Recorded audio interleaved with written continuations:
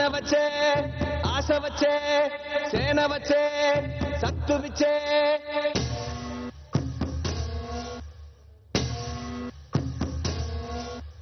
గల గల గల గాజులెగిరే గుండాలకు గుండె చెదిరే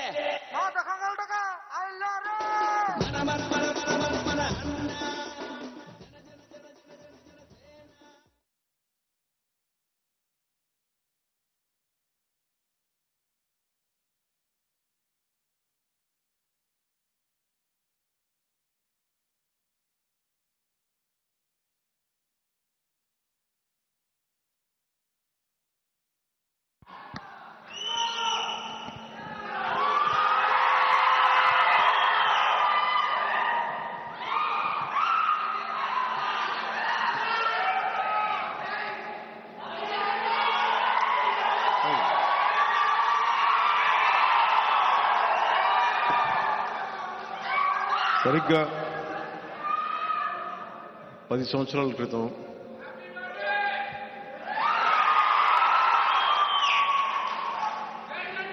అసలే చీకటి గాఢాంధకారం అసలే చీకటి గాఢాంధకారం దారంతా గతుకులు చేతిలో దీపం లేదు ఇల్లేమో దూరం చేతిలో దీపం లేదు కానీ ధైర్యమే ఒక కవచం ఇది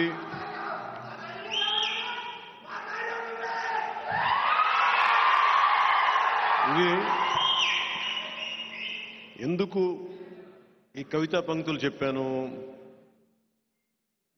దేవరకొండ బాలగంగాధర్ తిలక్ కవితా పంక్తులవి నీడలోనే కవితలు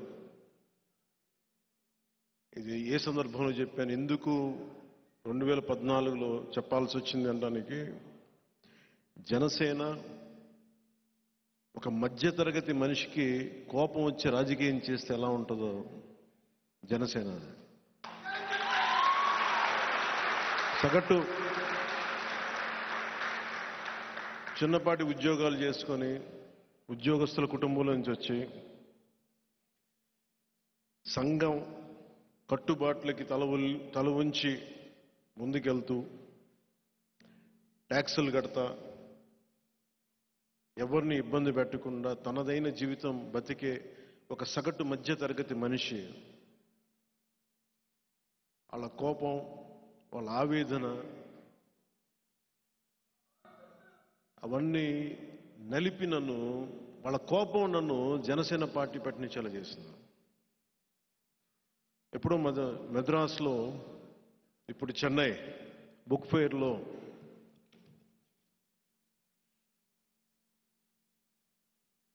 దేవరకొండ బాలగంగాధర్ తిలక్ గారు రాసిన అమృతం కురిసిన రాత్రి పుస్తకం చదువుతూ ఉంటే సగటు మధ్యతరగతి కుటుంబం నుంచి వచ్చిన మనుషులు ఎలా ఉంటారు సమాజం ఎలా ఉంటుంది ఈ మాటల్లో ఆయన ఏ ఉద్దేశంతో రాశారు ఎవరిని ఉద్దేశించి రాశారో నాకు తెలియదు కానీ అది నా గురించి అనిపించింది ఇంకా చెప్పండి నా వయసు కూడా ఒక 18-19 ఏళ్ళు అంతకుమించి 20 ఏళ్ళు కూడా రాలేదు నాకు అప్పటికి ఆ నీడలనే కవితలో చిన్నమ్మ వీళ్ళ మీద కోపగించుకు వీళ్ళని అసహ్యించుకోకు మౌఢ్యం వల్ల బలాఢ్యులు వీళ్ళందరూ మధ్యతరగతి ప్రజలు సంఘపు కట్టుబాట్లకి రక్షక భటులు దోపిడీదారుల స్వేచ్ఛా వర్తనకి నైతిక భాష్యం చెప్పే భాష్యకారులు చిన్నమ్మ వీళ్ళందరూ సగం సగం మనుష్యులు వీళ్ళందరూ ముక్కలైన గాజు పెంకులు కల్లా కపటం తెలియని కబోది గుంపులు తమని తామే మోసగించుకునే విద్యాధికులు విదూషకులు చిన్నమ్మ వీళ్ళని విడిచి వెళ్ళబోకు వీళ్ళందరూ నీ బిడ్డలు వాచకాల్లో నీతుల్ని వల్లిస్తూ దరిద్రంలో హరిద్రా శోభల్ని వాళ్ళని గుర్తిస్తూ ఓపిక లేని భార్యలకి సహనాన్ని బోధిస్తూ ధైర్యం లేని తమ స్వభావాన్ని ధర్మమని పిలుస్తూ బరువుగా బెదురుగా బతుకుతున్న వీళ్ళ మధ్య డైనమైట్లు పేలాలి డైనమోలు తిరగాలి కాళరాత్రి వేళ కంకాళాలు చెప్పిన రహస్యం తెలియాలి దారి పక్కన నిలిచిన 3 చెట్ల బాధని అనువదించాలి. పచ్చికలో దాక్కున్న పాముల్ని, విష పాముల్ని బుట్టలోకి పట్టాలి. రేపటి ఉదయానికి ఈవేళ వెలుగులు సమకూర్చుకోవాలి. చిన్నమ్మ, అసలే చీకటి గడాంధకారం, దారంతా గోతులు, ఇల్లేమో దూరం, చేతిలో దీపం లేదు, ధైర్యమే ఒక వచనం.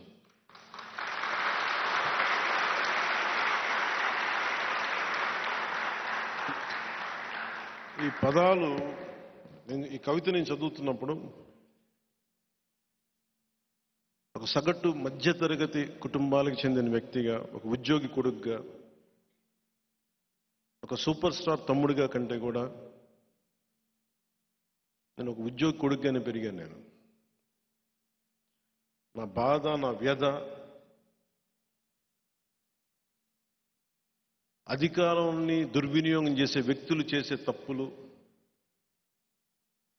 మన తల ఉంచుకొని వెళ్తున్నాం మన మీద దాడి చేసే సమూహాలు, ఇవన్నీ నాకు చాలా చాలా ఆలోచనింపజేసాయి.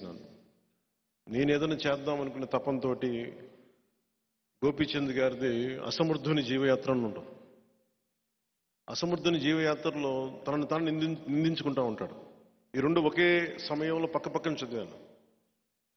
ఒక మధ్యతరగతి మనిషి తాలూకు నిస్సహాయత, తన మీద తన కోపం, ఇవన్నీ నేను అనుకొని వీటి నుంచి ఎలా బయటపడాలని ఆలోచించాను. నా వయసులో తప్పించుకోవడానికి యోగ మార్గానికి వెళ్ళాను. తిరుపతిలోకి వెళ్ళి యోగా చేశాను. ఇందాక చెప్పింది ధైర్యం లేని స్వభావాన్ని, ధర్మాన్ని నమ్మకంతో యోగ మార్గానికి వెళ్ళిపోయాను.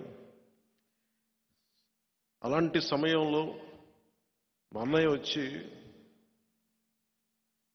నువ్వు నిజంగానే యోగ మార్గంలోకి వెళ్తున్నావా, లేదంటే నువ్వు ఏదైనా బాధ్యతలు తప్పించుకొని తిరుగుతున్నావా అంటే, ఆయన తప్పని చెప్పడానికి నేను ఒక వృత్తిని ఎంచుకున్నాను, యాక్టింగ్ అనే వృత్తిని. కష్టపడ్డాను, నిలబడ్డాను, మీ అందరి అభిమానాన్ని సంపాదించాను. నిజంగా నాకు ఒక సగటు మధ్యతరగతి మనిషికి ఏం ఆశలు ఉంటాయి. మా నాన్న అసిస్టెంట్, ఒక పోలీసు కానిస్టేబుల్గా ప్రారంభమై అసిస్టెంట్ ఎక్సైజ్ సూపరింటెండెంట్గా రిటైర్డ్ అయ్యారు. ఆయన ప్రొహిబిషన్ సమయంలో పోలీసులు ఆయన్ని ఎక్సైజ్ డిపార్ట్మెంట్ అబ్కారీ శాఖకి పంపిస్తాయి. మా నాన్నగారి కోరిక ఏంటంటే, నువ్వు కొంచెం డిగ్రీ చదివి నువ్వు ఎస్ఐగా కనుక నువ్వు ఉద్యోగం సంపాదించుకుంటే నువ్వు ఏదో కొంచెం సూపరింటెండెంట్ స్థాయిలో రిటైర్డ్ అవుతారని చెప్పాడు మా నాన్న. నా కోరిక అదే, మహా అయితే ఒక ఎస్ఐ ఉద్యోగం రాసి డిగ్రీ పూర్తి చేసి ఎస్ఐ ఉద్యోగానికి అప్లై చేద్దామని నా కోరిక. కానీ డిగ్రీ పూర్తి చేయలేము, అదొకటే, దానివల్ల అయిపోయాను, ఎస్ఐగా చేయలేకపోయాను. మా నాన్నగారి కోరిక నెరవేర్చలేకపోయాను. సో అలాంటి మధ్యతరగతి వ్యక్తిని నేను.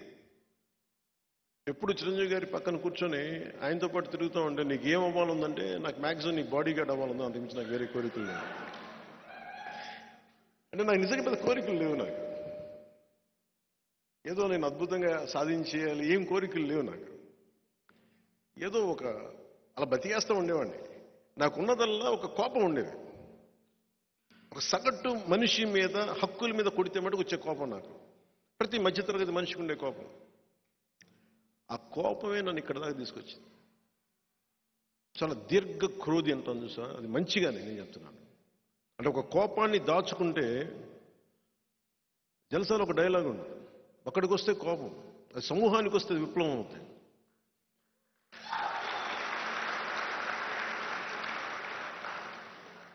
అని చాలా మందికి అర్థం కాదు. ఈ రోజున మనం మాట్లాడుతూ ఉంటే, ఎందుకు మీతోనే మాట్లాడాలి, ఎందుకు ప్రత్యేకించి సోషల్ మీడియాలో ప్రభావితం చేసే శక్తియుక్తులున్న మీరు, శతజ్ఞి అనగానే అందరూ ఏమనుకుంటారంటే, కూర్చోబెట్టి ఒక 10 మంది నా ఎంప్లాయీస్ అనుకుంటున్నారు. శతజ్ఞి అంటే జన సైనికులు, ప్రతి ఒక్కడు, ప్రతి వీర మహిళ,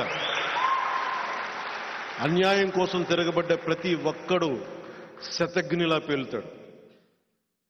వైసీపీ వాళ్ళు వచ్చి 5 మంది ఉంటున్న, 10 మంది ఉంటున్న అపార్ట్మెంట్లో దాడి చేస్తే నువ్వు ప్రతి ఊరు ప్రతి వాడవాడ నువ్వు వెళ్ళాలి. శతజ్ఞి అనేది ఒక అపార్ట్మెంట్లో ఉండే శతజ్ఞి కాదు. అది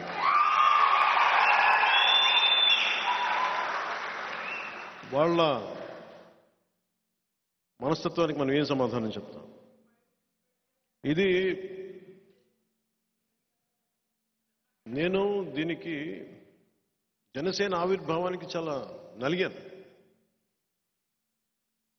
పార్టీ పెట్టాలా లేదా అంటే దానికి ముందు మీకు అంటే నేను పంచుకోవాల్సింది, కామన్ మెన్ ప్రొటెక్షన్ ఫోర్స్ అని ఒక సంస్థ పెట్టాను. That is the origin point of Janasena. Janasena ఆవిర్భావానికి మూలం కామన్ మెన్ ప్రొటెక్షన్ ఫోర్స్. అది ఏ పరిస్థితుల్లో పెట్టాల్సి వచ్చింది అంటే, సగటు మనిషికి వాడి కులం ఉండదు, మతం ఉండదు, సగటు మధ్యతరగతి మనిషికి వాడు కట్టుబాట్లను పాటిస్తాడు, చట్టాలకి అతీతంగా వెళ్ళడు, చట్టాలకి లోబడే బతుకుతాడు, భయపడతాడు పోలీసులు అంటే, లా అంటే భయపడతాడు, చట్టాలంటే భయపడతాడు. కానీ అలాగే పెరిగాను నేను కూడా. ఒకసారి నా కష్టాలు ఎలా ఉన్నాయంటే, నేను తెచ్చిపెట్టుకున్న కష్టాలు కాదు అవి, నా కష్టాలు లేవు. నిజంగా చెప్పాలంటే నేను అరువు తెచ్చుకున్న కష్టాలు నాయన్ని. బంగారం షూటింగ్ చేస్తా ఉంటే నా ఒళ్ళోకి ఒక వడ్డెర కులానికి చెందిన ఒక వ్యక్తి పక్కన రాళ్ళు కొడతా తన బిడ్డ ఇట్లా అయిపోయాడని చెప్పి మొత్తం ధనుర్వాతం వచ్చేసి బిగుసుకుపోయింది. ఆ బిడ్డ ఒక 4 ఏళ్ల బిడ్డ నా ఒళ్ళో పడేశాడు. అన్న ఇతన్ని చెయ్యను. నాకు ఏడుపు వచ్చేసింది. ఎందుకు సినిమాల నుంచి దూరం అయిపోయానంటే, నేను సినిమాల్లో ఎప్పుడు ఆనందాన్ని చూడలేదు. నేను ఎప్పుడు సినిమాలోకి ఎందుకు వచ్చానంటే, నేను బద్ధకస్తుని కాదని చెప్పడానికి వచ్చాను మా అన్నయ్యకి. నాకు నిజం కోరికలు లేవు. మా అన్నయ్య ఏమనుకుంటారు, వీడు తప్పించుకుని తిరుగుతున్నాడు పని పాట లేక. మా అన్నయ్య ఒకటే మాట అన్నాడు, నీకు చిరంజీవి నీ తమ్ముడు కాకపోతే నువ్వు ఇలాగే ఉంటావురా అని అడిగాడు. నువ్వు చిరంజీవి తమ్ముడు కాబట్టి నీకు అన్నీ చెల్లేస్తున్నాయి, నిన్ను ఉద్యోగం, నీ తల్లిదండ్రులు పోషించక్కర్లా, నీ అక్క చెల్లెళ్ళు బాధ్యతలు లేవు, కుటుంబ బాధ్యత లేదు, నువ్వు ఏ యోగ మార్గాలు ఏ ధర్మాలని చెప్తారో నువ్వు పని చేయి, నువ్వు అన్నీ సాధించి అప్పుడు చెప్పు, అప్పుడు నీ కథలు వింటాను. ఇప్పుడు చెప్పాలంటే మన దగ్గర మాకు ఆ అవసరం రాకుండా పోయింది ఇప్పుడు. అంటే అప్పటికి ఇప్పటికీ నేను ఒకటే వ్యక్తిని. నాకేమనిపించిందంటే, యోగ మార్గంలోకి వెళ్ళినా స్వార్థం అనిపించేస్తుంది నాకు. భక్తి మార్గానికి వెళ్ళినా కానీ తిరిగి వచ్చి ప్రపంచానికి చేయాలి. సో దాంట్లో భాగంగా సినిమాల్లోకి వచ్చా. సినిమాల్లో ఇప్పుడు మీరు చూసిన పాటలు కానీ ఇవన్నీ కానీ నా లోపల దహించుకుపోతుంది, నా వేదనది. పుస్తకాల్లో, చరిత్ర పుస్తకాల్లో మనకి నీతులు అన్నీ చెప్తారు, ఒక్కొక్క నాయకుడు ఎంత గొప్ప చెప్తాడు, చట్టాలు ఎంత గొప్ప చెప్తాడు. ఒకటి పాటించేవాడు నాకు కనిపించను. ఒకసారి ప్రతిదానికి నేను ఒక చిన్నపాటి పెన్షన్ కావాలన్నా నేను చెప్పి లంచం ఇవ్వాలి. సగటు మనిషికి ఉండే కోపాలు అన్నీ పెట్టుకుని సినిమాల్లో చూపిస్తే నా లోపల తృష్ణ తీరుద్దు అనుకున్నాను. సినిమాలు హిట్లు అవుతున్నాయి కానీ నేను అనుకుంటున్నా నాకు లోపల శాంతి రాల. నాకు కానీ నేనేం చేశానంటే, ఒక 3-4 సినిమాలు చేసి నేను మా అన్నయ్యకి ఒకటే చెప్పదలుచుకున్నాను ఆ రోజున. నేను బద్దకొస్తుండే కాదు, ఖుషి తర్వాత ఇంకో 3-4 సినిమాలు చేసి 5 సినిమాలు చేసి సినిమాల నుంచి వెళ్ళిపోయి ఏదైనా ఒక ఆశ్రమంలో బతుకుదాం నా కోరిక. అంతకుమించి వేరే కోరిక లేదు నాకు. భగవంతుడు తప్ప అన్నీ ఇచ్చాడు నాకు. నేను కోరుకుంది ఇవ్వదా. నాకు అలాంటి సమయంలో 2006లో అంటే నేను కంసుడు అష్టమ గర్భంలో కృష్ణుడు పుడతాడు, వాడి వల్ల నీకు ప్రాణగండం ఉంటుంది అని చెప్పి పుట్టిన ప్రతి బిడ్డను చంపేస్తారు, ప్రీఎంప్టివ్ స్ట్రైక్ చేస్తాడు. అట్లాగా ఒక కుటుంబంలోంచి ఒక వ్యక్తి రాజకీయాల్లోకి వస్తే మాకు ఇబ్బందులు ఉంటాయి, మాకు పుట్టగతులు ఉన్నవేమో అన్న ఒక భయంతో 2006లో నాకే తెలియజేశాను, ఒకవేళ మీ అన్నయ్య గారు పాలిటిక్స్కి వస్తే మీ కుటుంబాన్ని ఇలా దాడులు చేస్తారు, మీ ఇంట్లో బిడ్డల్ని ఇలా ఇబ్బంది పెడతారు. నాకు తీసుకొచ్చారు. నేను అన్నాను, ఆయన పాలిటిక్స్ రాలేదు కదా, వచ్చిన రోజున చూసుకోండి అన్న, నిన్ను కూడా ఇబ్బంది పెడతారంటే నా బతుకు బజార్ అయింది, పర్లేదు, మీరు ఏదైనా చేసుకుని చేసుకోండి. ఎందుకంటే సినిమాల్లోకి మన గాజువాక సభలో కూడా చెప్పాను, ఎప్పుడైతే జగదాంబ బస్ స్టాండ్లో మా డ్యాన్స్ చేయించారు ఆ రోజు నేను చచ్చిపోయాను. ఆ రోజు నాలో ఉన్న ఆ సిగ్గు మొత్తం చచ్చిపోయింది ఆ రోజు. ఇప్పుడు అందుకే నన్ను ఎవరు తిడతారో నాకేముండదు. ఆ రోజు చచ్చిపోయింది, వీళ్ళు తిడితే నాకెంత. సో నాకు అంటే నిజంగా 2006లో అలా చెప్పి వాళ్ళందరూ కూడా ఇప్పుడు పదవుల్లో ఉన్నారు. వాళ్ళందరూ ఆ మెసేజ్ తీసుకొచ్చిన నిజంగా చేస్తారా అనుకున్నా. ఆ రోజు నుంచి 2008 సమయంలో సంఘటనలు జరిగిపోయినాయి. నేను అందరికీ మొత్తుకుంటూ వచ్చాను, ఎదర్ పాలిటిక్స్ చేద్దాం లేదా వద్దు. బట్ కానీ మనుషులు ఇంత క్రూరంగా ఉంటారా? అధికారంలో ఉన్నవాళ్ళు, ఆ రోజు అధికారంలో ఉన్నవాళ్ళు చేసిన దెబ్బ గాయపరిచేస్తుంది. అంటే దేనికని చూస్తే ఒక సమూహాన్ని ప్రభావితం చేసే ఒక వ్యక్తి రాజకీయాల్లోకి వస్తే మాకు పుట్టగతులు ఉండవని అనే భావనతో పుట్టక ముందే చంపే పరిస్థితిని తీసుకొచ్చారు. మా ఇంట్లో అందరూ మంచోళ్ళు, సగటు మనుషులు. వాళ్ళు కొట్టిన దెబ్బ నేను తట్టుకోలేకపోయాను. నేను చూసే వాళ్ళకి నేను చాలా ఆవేశపరులా కనిపిస్తాను. అనాలోచితంగా చేశానేమో అనిపిస్తేమో అలా కొన్ని సమయాల్లో. ఏమి కోరుకోను, నాకేముండదు కోరిక. అలాంటి సమయంలో నేను నాకున్న ఇష్టమైన రివాల్వర్ని, నా ప్రాణ రక్షణ కోసం కొనుక్కున్న ఒక రివాల్వర్ని కామన్మెన్ ప్రొటెక్షన్ ఫోర్స్ అని పెట్టి ఇచ్చేశాను. దేనికి ఇచ్చానంటే ఈ రోజు నుంచి నాకు ప్రాణ రక్షణ అవసరం లేదు, బతికిన ప్రతిరోజు బతికినట్టే అంతే. కానీ వాళ్ళు వ్యక్తుల సమూహం నాకు అనవసరం. ఒక వ్యక్తి, ఒక పార్టీయా, ఒక కుటుంబమా, ఒక వర్గమా నాకు అనవసరం. ఒక సగటు మనిషి మీద కొట్టిన దెబ్బ అది. నాలాంటి వాళ్ళు చాలా చోట్ల ఉంటారు అని చెప్పి కామన్ మెన్ ప్రొటెక్షన్ ఫోర్స్ పెట్టి ఆ రోజు నాకు ఎవరైతే అండగా ఉన్నారో అదే వ్యక్తులు ఈ రోజున జనసేన పార్టీకి మూల స్తంభాలయ్యారు. 150 మందితో ప్రారంభించాం. 150 మందితో ప్రారంభించాం. ఈ రోజున 6.5 లక్షల మంది క్రియాశీల కార్యకర్తలతోటి, వందలాది మంది నాయకులతోటి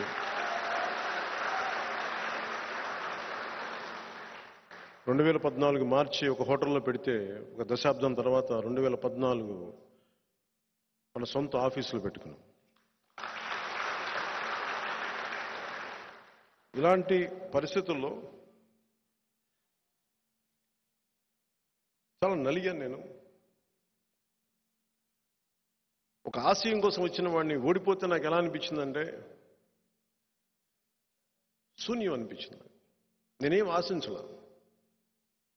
ఎందుకంటే 2010 నేను ఎప్పుడు మీరు గుర్తు తెచ్చుకుంటే మీరు 2014లో 25 సంవత్సరాల ప్రయత్నం ఇదని చెప్పాను. నేను చాలా ఆలోచించే చెప్పాను.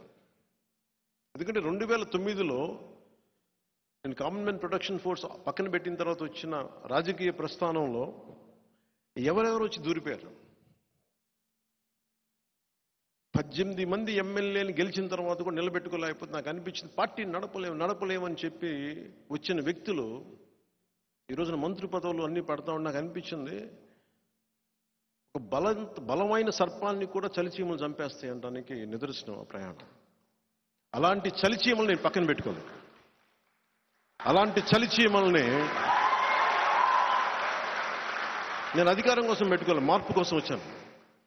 ఆ మార్పు ఎలాంటిదంటే సగటు మనిషి ధైర్యంగా సమాజం మీద అన్యాయం జరిగితే తిరగబడేలాగా. ఒక సుగాలి ప్రీతి తల్లి వచ్చి అన్న నా బిడ్డ అన్యాయానికి గురి చనిపోయిందన్నా అంటే ఆ తల్లి కోసం తిరగబడే అంత ధైర్యం ఇవ్వడం కోసం వచ్చాను నేను సమాజంలోకి. తద్వారా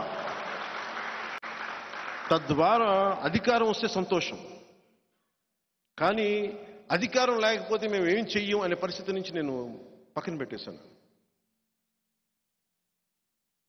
ఉన్న ప్రభుత్వం ప్రామిసులు చేసి మరి అధికారంలోకి వచ్చి మీకు ఇన్ని చేస్తామంటే వాళ్ళ గోడు వినకపోతే జనవాణి కార్యక్రమం నేను ఆ గోడు విన్నాను. నేను చేయగలిగినంత చేశాను దానికి. 2014 నుంచి 19 వరకు నేను కన్స్ట్రక్టివ్ రోలే ఆడడానికి నిర్ణయించుకున్నాను. ఓట్లని చీల్చేయడం, ఎందుకంటే ఒక సగటు మధ్యతరగతి మనిషి దృష్టిలో పెట్టుకుని చేశాను అది. ఓట్లని చీల్చేయడం ఈజీ, తేలిక. వైసీపీ పార్టీ మీద కానీ జగన్ మీద కానీ నాకు వ్యక్తిగతంగా ద్వేషం లేదు. నాకు వాళ్ళ విధానాల మీద నాకు విసుగు. ఇంకెవడు బతకూడదు, మేమే బతకాలి, మా గుంపే బతకాలంటే వాళ్ళు కుదరదు. అందరూ బతకాలి, మేము బతుకుతాం. మీరు మమ్మల్ని తొక్కేసే మటుకు అధాపాతాళం తొక్కేస్తాం. వాళ్ళు ఇప్పుడు దాకా రౌడీలను చూసుండొచ్చు, రాజకీయ నాయకులను చూసుండొచ్చు, కానీ ఒక మధ్యతరగతి మనిషి తిరుగుబాటు చేస్తే ఎలా ఉంటుందో రుచి చూడలేదు. వాళ్ళందరూ ఏమనుకున్నారు 2006లో, 2008, 2009లో, 2014 వరకు నేను భయపడతాను అనుకుంటారు. మీరు కొట్టే కొద్దీ ఇంకా నేను బలం పెరిగిపోతున్నాను, దెబ్బ పడే కొద్దీ. ఒక శిల్పాన్ని చెయ్యాలంటే దెబ్బ పడే కొద్దీ, ఒక అందమైన ఆకృతిని చెయ్యాలి అంటే ప్రతి దెబ్బ, ఉలి దెబ్బ అనవసరమైన ముక్కను తీసేస్తే, అలా మీరు కొట్టే ప్రతి దెబ్బ నాలో అనవసరమైన ముక్క నేను వదిలేసుకుంటాను. నింగిలోకి వెళ్ళే రాకెట్ ఆ పేలోడ్ని వాడుకొని ఎట్లా నింగిలోకి వెళ్తే, మీరు కొట్టే ప్రతి దెబ్బ నేను అలా వాడుకొని పైకి ఎదుగుతాను, ఎక్కి అధాపాత్రం తొక్కేస్తాను. ఇదే నిర్ణయించుకున్నాను. ఇది ఈ దశాబ్ద కాలంలో నానా మాట్లాడినారు, పిచ్చి తిట్లు తిట్టారు. నా ఇంట్లో వాళ్ళు అడుగుతూ ఉండరు, నువ్వు ఎందుకు రాజకీయాలకు వెళ్ళావు? ఈ రోజున మొన్న యాక్చువల్గా ఈ మీటింగ్ ఎందుకు ప్రారంభించినా కూడా కారణం చెప్తాను. మిమ్మల్ని ఇష్టపడే సినిమాల్లో మిమ్మల్ని ఇష్టపడే అభిమాన సంఖ్య బలం ఎక్కువ. మీరు వాళ్ళని రాజకీయంగా వాళ్ళు కన్వర్ట్ అవ్వట్లేదంటే, నేను అలా ఎవరిని కన్వర్ట్ చేయనని చెప్పాను. ఈ దేశం నా ఒక్కడిదే కాదు, మీది కూడా. ఈ సమాజం నా ఒక్కడిదే కాదు, మీది కూడా. కరోనా వస్తే నా ఒక్కడికే రాదు, మీకు కూడా వస్తుంది. వైసీపీ రోడ్లు లేకపోతే ఆ రోడ్లో నా కారు ఒకటే కాదు, నా బండి ఒకటే కాదు, నా కాలు ఒకటే కాదు, మీరు కూడా వెళ్తాయి. సో నేను కలెక్టివ్గా ఆలోచిస్తాను. మధ్యతరగతి, ఇందాక తిలక్ చెప్పిన మధ్యతరగతి మనుషులాగా దోపిడీ చేసే వాళ్ళకి ఒక నైతిక భాషని ఇచ్చే వ్యక్తిని కాదు నేను. నాకు ఇదే అనిపించింది. మీ అభిమానుల్ని చేయండి. నా అభిమానులు అందరూ వైసీపీకి ఓటేశారు ఎక్కువ శాతం. నేనంటే చెప్పాలి, మీరని కాదు. ఇప్పుడు కాదు, నేను లాస్ట్ టైం చెప్తాను. ఎందుకు చెప్తున్నా అంటే, ఇది అంటే మన సినిమాల్లో నన్ను ఇష్టపడే అభిమానుల గురించి ప్రత్యేకించి మాట్లాడుతున్నాను. ఇది మీ బాధ్యత, ఇది మీ దేశం. ఇది మీరు ఏ మేరా జహా, ఏ మేరా ఘర్, ఏ మేరా ఆసియా అనేది నేను సినిమాలో చప్పట్లు కొట్టి 3 గంటలకు వెళ్ళిపోవడానికి నేను పెట్టుకున్నది నా పిచ్చి అనుకోండి, నా ఇష్టం అనుకోండి. కానీ పుస్తకాల్లో చదివింది అందరూ చదివి వదిలేస్తారు, నేను పాటిస్తాను. అందుకని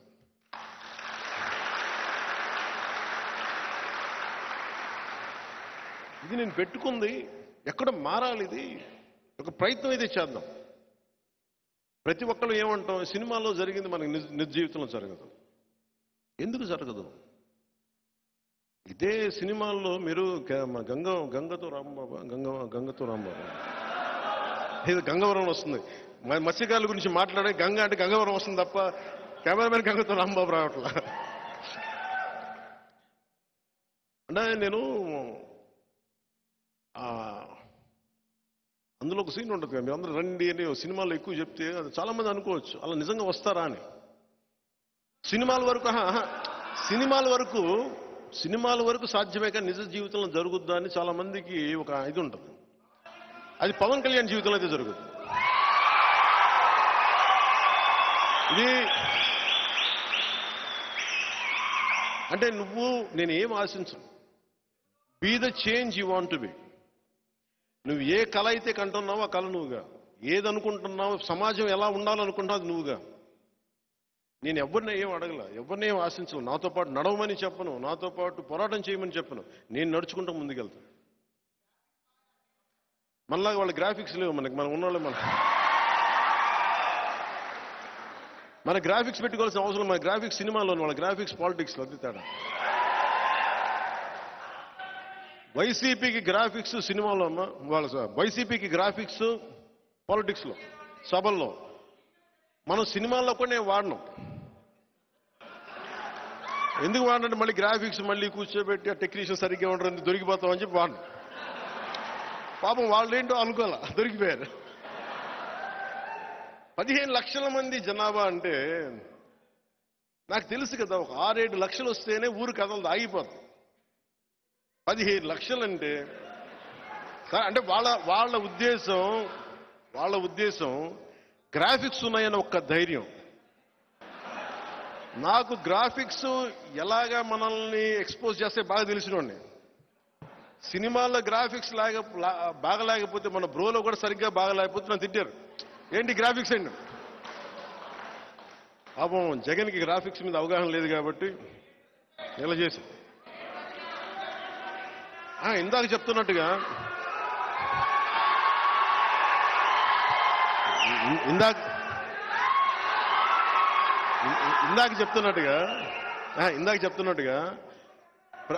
ఒక మధ్యతరగతి మనిషికి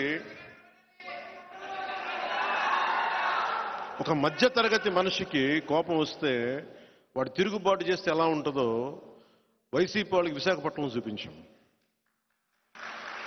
ఒక మధ్యతరగతి మనిషికి కోపం వస్తే నువ్వు ఆంధ్ర తెలంగాణ బోర్డర్ లాపితే ఎలా ఉంటుందో చూపించాం.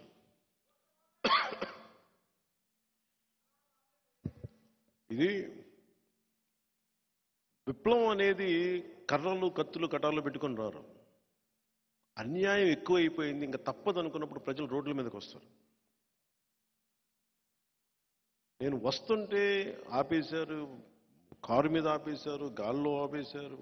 ఆపేస్తే నేను అనుకున్నాను, అందరూ భయపెడుతున్నాను నన్ను, మీరు దిగితే మిమ్మల్ని రఘురామకృష్ణరాజు గారి లాగా మిమ్మల్ని కూడా తీసుకెళ్లి కొట్టేస్తారేమో అని.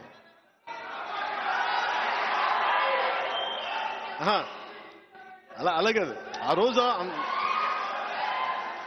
రోజు పోలీసుల్లో ఆలోచన ఏంటంటే నన్ను పోలీస్ స్టేషన్ తీసుకెళ్ళిపోయి నన్ను లాక్కెళ్ళిపోయి అటు ఇటు తిప్పి నన్ను కొట్టేయడానికి దాడులు చేయడం సిద్ధపడిపోయాను. అలాగే అంటే నేను పెట్టుకుంది ఏంటంటే, అరే ప్రాణం తెగించి వచ్చి నాకు మీరు ఒంటి మీద దెబ్బ పడి తర్వాత చూద్దాం మీ సంగతిని. అంటే వాళ్ళకి అర్థం కాదు, వైసీపీ గుండాలకు అర్థం కాని విషయం ఏంటంటే, మీరు ఎప్పుడున్నా సరే నా మీద దాడి చేయాలని కూడా గుర్తుపెట్టుకోండి. 2008లో నేను తుపాకీ ఇచ్చేసి వచ్చాను. దాని అర్థం ఏంటంటే, ప్రతిరోజు 24 గంటలు బతుకుతాను. ఆ రోజు బతికానా, ఆ రోజు ఇంటికి వెళ్ళాను అంతే. నా మీద మీరు అలాంటి ఊహిస్తే పర్యవసానం మీ ఊహకే వదిలేస్తున్నాను. అంటే నిజంగా నేను సినిమా అనేది నేను బేసిక్ సినిమా యాక్టర్ని కాదు. నాకు సినిమా అంటే చాలా ఇష్టం, కళ అంటే చాలా గౌరవం. నాకు కళ అంటే లలిత కళ కాదు, కళ.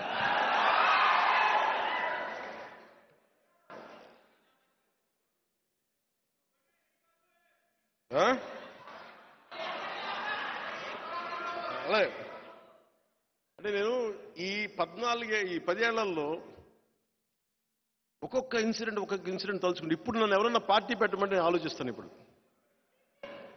ఇప్పుడు నేను పార్టీ పెడతావని ఇప్పుడు ఎవరు నన్ను అడిగితే నాకు కొంచెం ఆలోచిస్తాను. నాకు దెబ్బ తగలాలి.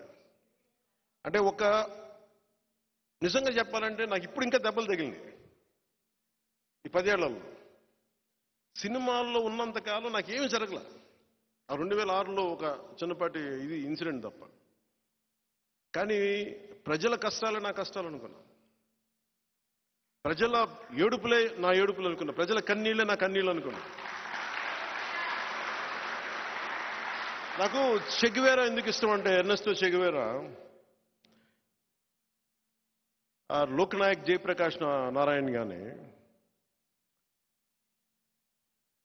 దీనికి మూలం నేను ఈ బాధ అంతా ఎక్కువైపోయి సినిమాలు ఈ పొలిటిక్స్ అంతా ఒక సినిమాలో పెట్టేసి దీన్ని తీర్చేసుకొని ఎక్కడికైనా వెళ్ళిపోదామని ఆలోచిస్తాను. అందుకని సత్యాగ్రహం సినిమా స్టార్ట్ చేశాను. కానీ స్టార్ట్ చేశాక అనిపించింది, అది స్క్రిప్ట్ అన్నీ రాసే ప్రాసెస్లో స్క్రిప్ట్ రాసి డబ్బులు సంపాదించడం కంటే కూడా దీన్ని నిజ జీవితంలో చేయడం తేలిక అనిపించింది నాకు. సో నేను ఆ రోజు ఆపేశాను స్క్రిప్ట్. మా రత్నం గారికి క్షమాపణలు చెప్పాను, డబ్బులు ఏం తీసుకోలేదు అనుకోండి. అప్పటికి సినిమా ఆపేశాను. తర్వాత బంగారం చేసిన తర్వాత దానికి కాంపెన్సేషన్. సో ఈ రోజు నేను చేస్తున్నా, ఆ రోజు సినిమాలో ఎలా నిలబడాలి ఒకటి అనుకున్నానో అది నేను నిజ జీవితంలో చేస్తున్నాను. సగటు మధ్యతరగతి మనిషి తిరుగుబాటు ఎలా ఉంటుందో, ఎందుకంటే సినిమాలో చాలా వాస్తవాలని అవాస్తవాలని రెండు కలపచ్చు, జీవితంలో వాస్తవాలే ఉంటాయి. అలాంటి నడిపించుకుంటూ ఇక్కడ దాకా తీసుకొచ్చాను. ఈ 2014 2019 నేను అనుకుంది అంచెలంచెలుగా పార్టీని పెంచుదామని. నాకు బలం లేదని నాకు తెలుసు. అందరికీ ఈ సందర్భంగా నేను చెప్పదలుచుకుంటుంది, పవన్ కళ్యాణ్ ఒక నటుడిగా లేదంటే ప్రజాభిమానం ఉన్న ఒక వ్యక్తిగా ప్రపంచం అంతా తెలుసు. పొలిటికల్ పార్టీగా జనసేన రెండు విభిన్నమైన అంశాలే. పవన్ కళ్యాణ్ జనసేన పార్టీ రెండింటిని కలపకూడదు. ఆ కలపడానికి సమయం పడుతుంది. అందుకనే 2.5 దశాబ్దాల సమయం చెప్పాను. నేను నడవాలి. ఒక ఎంఎస్సి స్టూడెంట్ ఫిజిక్స్ నేర్చుకున్న తర్వాత మళ్ళీ న్యూక్లియర్ ఫిజిక్స్కి వెళ్ళాలన్నా లేదా కెమిస్ట్రీకి వెళ్ళాలి, మళ్ళీ సపరేట్ అధ్యయనం చేయాలి, దానికి ఇంకా చదవాలి. నేను ఒక పాపులర్ యాక్టర్ అయినంత మాత్రాన రాజకీయాల్లోకి రాగానే అది వెంటనే అది ట్రాన్స్ఫర్ అవుదాం అధికారంగానే పవర్ కానీ. అందుకే నేను 2.5 దశాబ్దం పనిచేద్దామని నిర్ణయించుకుంటే నాకున్న అభిమాన బలం ఏం చేస్తుంటే వాళ్ళకి మాట పట్టరాళ్ళు. మోడీ గారికి నమస్కారం చేసినా నువ్వు మోడీ గారికి నమస్కారం ఎందుకు చేస్తూ ఉండవు? అరే ఆయన మహానాయకుడు, ఆయనకి నమస్కారం అంటే ఒకసారి ఏమైపోద్దంటే అభిమానం ఎదగనివ్వదు. ఒకసారి అభిమానం ఏముంటుంది, నిన్ను వేరే నాయకులు తిడుతున్నారు, వైసీపీ వాళ్ళు తిడుతున్నారు, మేము చచ్చిపోతాం, ఎందుకు వచ్చారు రాజకీయాల్లో కండి. నేను రాజకీయాల్లో మీకోసం అలా ఏడుస్తున్న సుగాలి ప్రీతి తల్లి కోసం వచ్చాను. నా నేల ఇది, నా నేల ఇది, నా దేశం ఇది, నా సమాజం. సినిమాలు వస్తే వచ్చినాయి, చప్పట్లు పడితే పడినాయి, డబ్బులు వస్తే వచ్చినాయి, డబ్బులు పోతే పోయినాయి. అంటే నేను చాలా మందికి మా ఇంట్లో కూడా చెప్పాను, ఎందుకు పాలిటిక్స్ అని ఒకటి చెప్పాను. నేను ఏమి పాలిటిక్స్ చేయకుండా వచ్చి నన్ను కొడతా ఉన్నాను, నేను ఏం చేయమంటాను.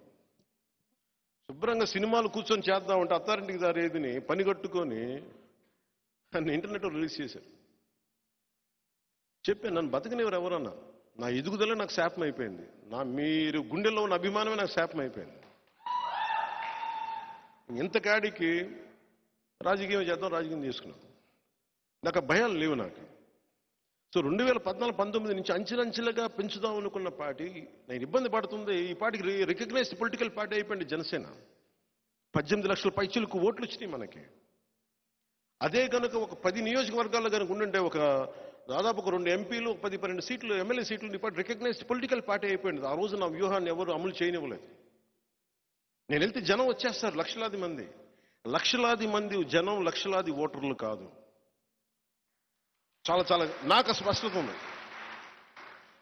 నాకు చాలా చాలా స్పష్టత ఉంది. పవన్ కళ్యాణ్ వ్యక్తిగా నాకు అతని మీద అవగాహన ఉంది. పవన్ కళ్యాణ్ ఒక పార్టీ నాయకుడు, అతని పార్టీ మీద కూడా చాలా అవగాహన ఉంది.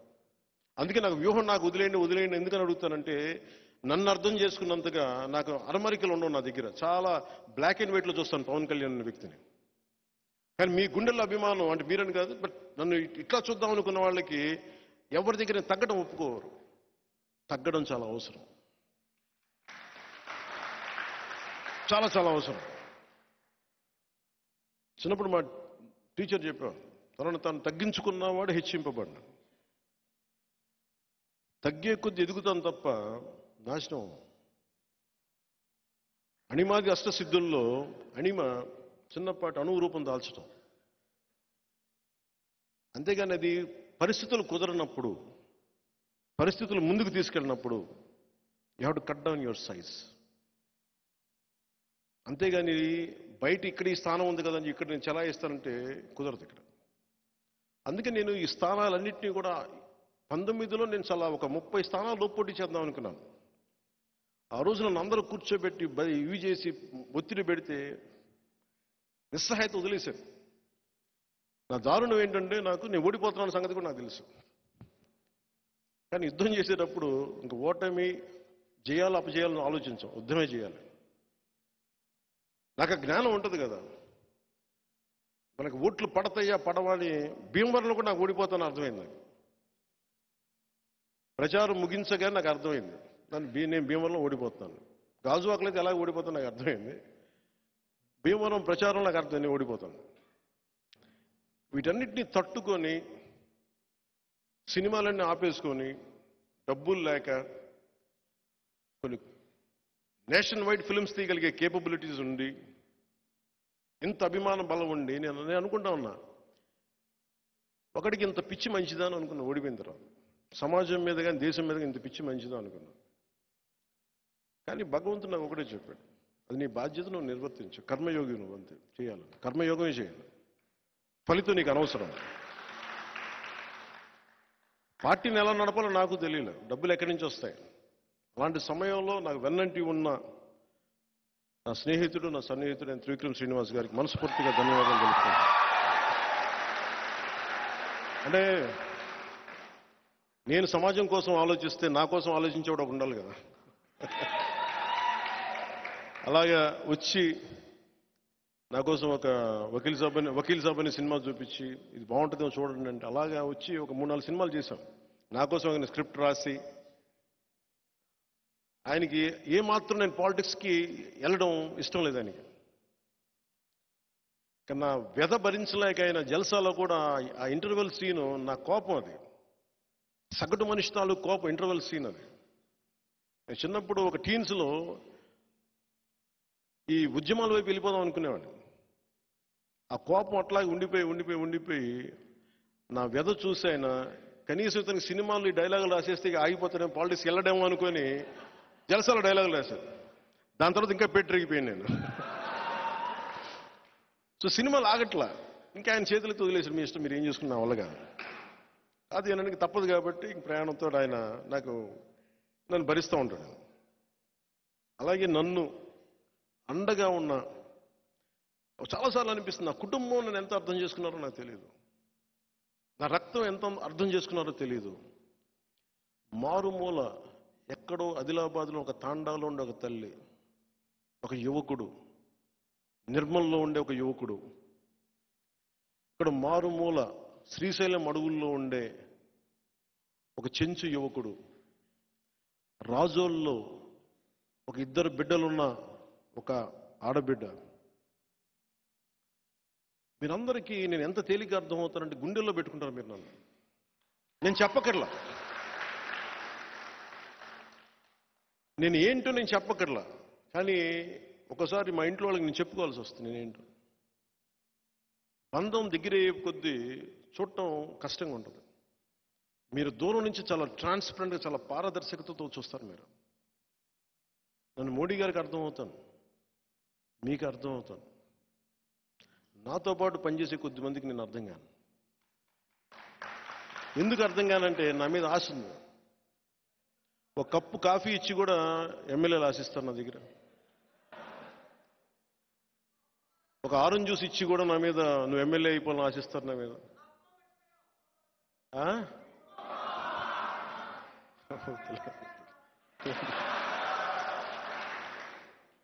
ఏమో ఇంక నేను ఎందుకులే కానీ, అంటే సలహాలు నాకే. పవన్ కళ్యాణ్ అనేవాడు సలహాలు చాలా తేలిగ్గా ఉంటాయి. ఏదో తెల్లబట్టలు వేసుకుని ఊగుతూ నడుస్తూ ఉంటాడు అటు ఇటు. ఇట్లా నీకు సలహా ఇస్తాను సార్, చెప్పండి సార్. చాలా చాలా పద్ధతి కూర్చొస్తారు, చెప్పండి సార్, ఇలా కూర్చుంటే. నువ్వేం చేయాలంటే ఏ నియోజకవర్గంలో ఎవరిని పెట్టాలో నాకు చెప్తారు. నేను గౌరవిస్తాను, కరెక్ట్ గుర్తిస్తా, మరీ నన్ను అంత చావు కొట్టకూడదు కదా. వైసీపీని తిట్టాల్సిన పరిస్థితుల్లో కూడా నన్ను తిడతానంటే ఎట్లా? నేను నిజంగా మధ్యతరగతి మనిషికి కులం, మతం, ప్రాంతాలు ఏముండవు. వాడి కష్టాలు, వాడి బాధలే ఉంటాయి. ఆడి చాలా ప్లెయిన్గా ఉంటారు మధ్యతరగతి మనుషులు. ఈ పాలిటిక్స్లో అందరి గురించి ఆలోచిస్తున్నాం, కానీ అన్నిటినీ పాటించే సగటు మధ్యతరగతి మనిషి గురించి ఆలోచించడం మానేశాం మనం. అన్ని పొలిటికల్ పార్టీ, ఎందుకంటే ఇది ఓట్ బ్యాంక్ కాదు, ఇది మధ్యతరగతి అనేది ఒక ఓట్ బ్యాంక్ కాదు. అందుకే అందరూ దాని గురించి మాట్లాడడం, పట్టించుకోరు. ఎందుకంటే నిజంగా మధ్యతరగతి సగటు మనిషి మేల్కొంటే ఈ దేశంలో రాజకీయం మారిపోతాయి. మనస్ఫూర్తిగా చెప్తున్నాను నేను.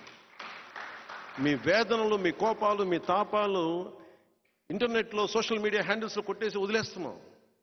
అది ఒక మొదటి అడిగే. మళ్ళీ తర్వాత అడుగు ఎలక్షన్ దాకా తీసుకురావడం. ఇప్పుడు నేను కూడా కూర్చోబెట్టి నా ఈగోతోటో దేనితోటి జనసేన 14-15% పెరిగిపోయింది నా యావరేజ్ అని ఆ ఈగోతో వెళ్తే ఓట్లు పెరుగుతాయి, కొన్ని సీట్లు రావచ్చేమో. కానీ జనం ఏమో కోరుకున్న సగటు మధ్యతరగతి మనుషులు ఏం కోరుకుంటున్నారో వాళ్ళకి కావాల్సిందైతే జరగదు. మధ్యతరగతి మనిషి ఏం కోరుకుంటాడో, మీరందరూ కలవాలి, వీళ్ళు కలిస్తే బాగుంటుంది. ఈ రోజున జనసేన, భారతీయ జనతా పార్టీ, తెలుగుదేశం పార్టీ కలిసినాయి అంటే ఒక మధ్యతరగతి మనిషి ఏం కోరుకుంటాడో అదే చేసింది. నా బిడ్డలు బాగుండాలని కోరుకుంటారు, రోడ్లు బాగుండాలని కోరుకుంటారు. వీటన్నిటిని ఆలోచించే చేశాను. ఈ ప్రాసెస్లో నన్ను నలిపేశారు అందరూ. ఒకే ఒక ధైర్యం నాకు. ఎన్ని అవమానాలు పడ్డా, ఎన్ని తిట్లు శాపనార్థాలు పడ్డా, నన్ను నమ్ముకున్న మా ఆడబిడ్డలు ఉంటారు, ఆడపడుచులు ఉంటారు, యువత ఉంటుంది, పెద్దలు ఉంటారు, నన్ను నమ్ముకున్న వీర మహిళలు ఉన్నారు, నాకు అండగా ఉండే జన సైనికులు ఉన్నారు. నేను ఒక మాట మాట్లాడితే దాని సూక్ష్మాన్ని గ్రహించి మాట్లాడే మేధావి వర్గం ఉంది. నన్ను అర్థం చేసుకుని చాలా అత్యున్నత ఉత్తమ స్థితిలో ఉన్న రాజకీయ నాయకులు ఉన్నారు. నేను వీళ్ళందరినీ నాకు ఆ ధైర్యాన్ని తీసుకొని నేను ఒకరోజు బాగుంటుంది. భగవంతుడు నాకు ఇంత పార్టీ పెట్టే ప్రేరణ ఇచ్చాడంటే ఖచ్చితంగా నారు పోసిన వాడు నీరు పోయాడా ఉంటుంది. ఆ గుడ్డి నమ్మకంతో వచ్చాను. మీకు కింద దారంత గతుకులు ఇల్లేమో దూరం, చేతిలో దీపంలో ధైర్యమే ఒక కవచం. ఆ పదవి ఎందుకు వాడానంటే నాకేం తెలియదు. నాకు పవన్ కళ్యాణ్ సాధించగలగాలి, దశాబ్ద కాలం పార్టీని నడపగలగా, మీరు ఎందుకు సాధించలేరు మీ స్థాయిల్లో? నేను మీలాంటి వ్యక్తినే. నాకు భయాలు ఉన్నాయి, నాకు కుటుంబం ఉంది. కానీ అన్నిటినీ అధిగమించి నానా స్థాయిలో రోజు ఒక్కొక్కటి చిన్న అధిగమిస్తూ ఉంటాను. నేను మా స్టాఫ్ అందరికీ చెప్తాను, ఇదే ఇక్కడ గుంటూరు జిల్లాలో ఉండే ఒక భర్తను కోల్పోయిన ఒక వితంతు, ఒక పెద్ద ఆవిడ నెలకి 5,000 రూపాయలు చొప్పున పంపిస్తూ ఉంటారు పార్టీకి.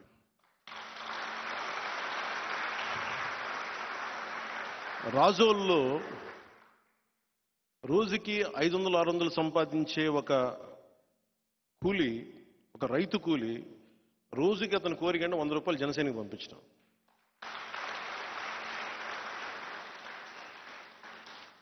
సో నేను కూడా సినిమాలు ఎందుకు కావాలి, ఎందుకు చెయ్యాలి అంటే, నేను ఎవరిని దేహి అని అడగలేను. నేను ఇష్టంగా ఇస్తే తీసుకుంటాను, కానీ బాధ్యత వహించమని చెప్తాను ప్రతి ఒక్కరికి.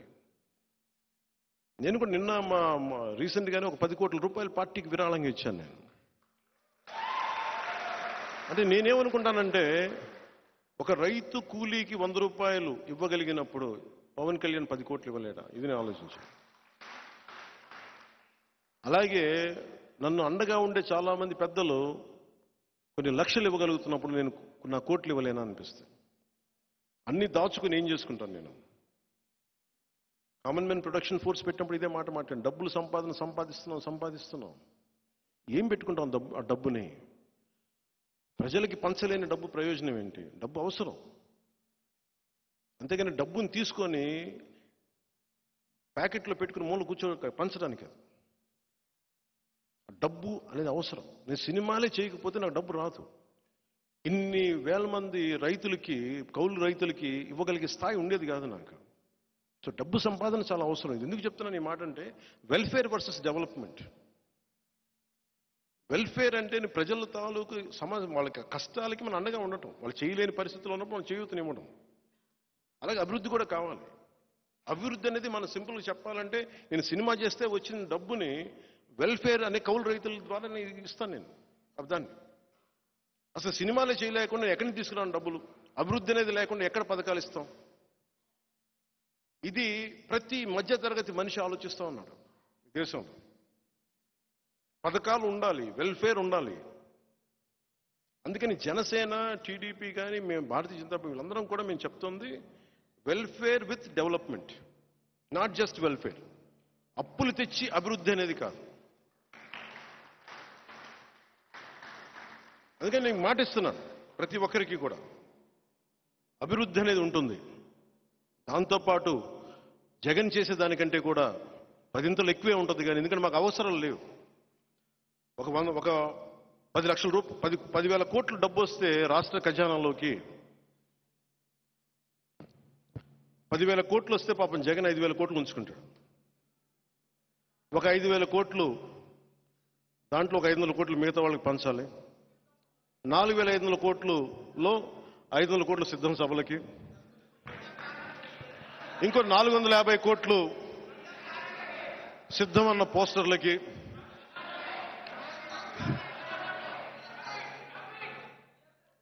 ఒక 54,34 రూపాయలు గ్రాఫిక్స్కి,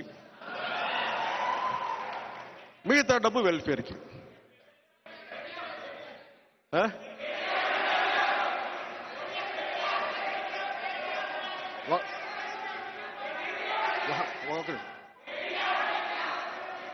ఒకళ్ళు చెప్పండి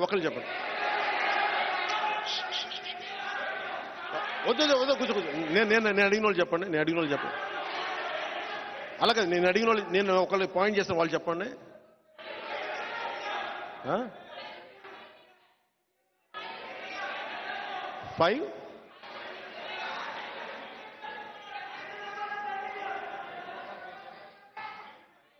5 రూపీస్ పేటిఎం బ్యాచ్ ఉంటాయి.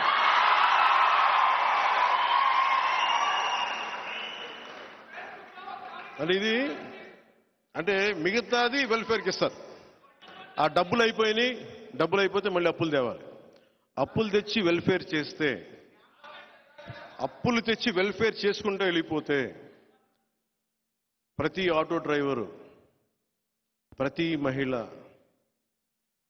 ప్రతి ఒక్కరూ కూడా తాడేపల్లి ప్యాలెస్ని మన శ్రీలంకలో ప్రెసిడెంట్ ప్యాలెస్ లాగా ఎలా వాడుకుంటారో అలా వాడుకుంటారు.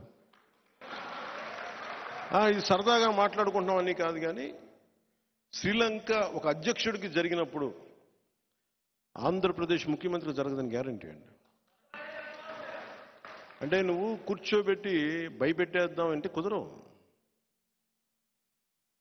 జనం తిరగబడితే ఎలా ఉంటుందో ఆంధ్ర తెలంగాణ బోర్డర్లో చూశారు. ఈ ప్రభుత్వమే చూసింది. అర్ధరాత్రి 2:30-3 గంటలకి పసిబిడ్డలను వేసుకొని 20 ఏళ్ళు 21 ఏళ్ళ ఆడపిల్లలు మ్యాక్సీలు వేసుకొని నిద్ర నుంచి అట్లాగే వచ్చేసి నన్ను తీసుకెళ్తుంటే ఆపేశారు. అది నా మీద నాకు మద్దతు ఎన్ని పక్కన పెడితే వాళ్ళకి ప్రభుత్వం ఏదైనా కోపం కూడా అది. సో ప్రజలు తిరగబడితే వచ్చే కోపం మామూలుగా ఉండదు, ఎవరు తట్టుకోలేరు. వైసీపీ నేను 2014-9 నుంచి మిమ్మల్ని భరిస్తా ఉన్నాను, గుర్తుపెట్టుకోండి. ప్రత్యేకించి మిమ్మల్ని మీ జగన్ వర్గీయుల గురించి చెప్తున్నాను. నాకు కొత్త కాదు మీతో గొడవ. భవిష్యత్తులో ఎప్పటికీ సిద్ధం. మీరు నేను చెప్తున్నా సిద్ధం అని. మీ సిద్ధం ఓడిపోవడానికి నాకు తెలియదు, నా సిద్ధం గెలవడానికి. లీడర్షిప్ ఎలా ఉండాలంటే నేను ఓడిపోయినప్పుడు నాకు మీరే గుర్తొచ్చారు.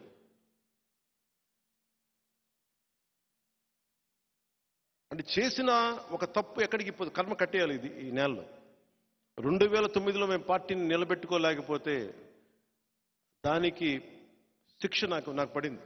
నేను భరించాను. అది తప్పు చేశాం, క్షమించమని 2 చేతులతో అడిగాను. ఓడిపోయిన తర్వాత అడిగాను. ఇదే దీంట్లో. అలాగే జగన్ చేసిన కర్మలో తప్పులు తప్పించుకోలేరు ఎవరు తప్పించుకోలేరు. ఇంతమందిని ఏడిపించి ఇంతమందిని కన్నీళ్లు పెట్టిన ప్రభుత్వం కూలిపోవడం ఖాయం. అలాగే లీడర్షిప్ ఎప్పుడు కూడా కరేజ్, ధైర్యం చాలా అవసరం. మేము పాటించేది సమాజం నిలబడాలి, విడిపోకూడదు, కొట్టుకోకూడదు, కులాలు కలవాలని కోరుకునేవాడిని. దానికి మానవత్వం, ధర్మం వచ్చే ధైర్యం వేరు. గొడవకు కూడా ధైర్యం కావాలి, జగన్ కూడా ధైర్యం కావాలి, వైసీపీ గుండాలకు కూడా ధైర్యం కావాలి. కానీ ఆ ధైర్యానికి, జన సైనికుల ధైర్యానికి, వీర మహిళల ధైర్యానికి చాలా తేడా ఉంది. మన ధైర్యం ఏం చేస్తుంటే ఒంటరిగా ఉన్న సింహం నక్కల్ని, తోడేళ్ళని, పెద్ద పుల్లని చీల్చి చెండాడే ధైర్యం మంది. విచక్షణ ఉన్నది మంది. దేనికి చేస్తున్నాం? సమాజాన్ని కలపడానికి యుద్ధం చేస్తున్నాం. సమాజంలో శాంతి సుస్థిరతని కాపాడడానికి యుద్ధం చేస్తున్నాం. దీని నుంచి వచ్చే ధైర్యం వేరు. జగన్ది అధికార దాహం, అధికార మదం. వీళ్ళకి దానికి కూడా ధైర్యం కావాలి.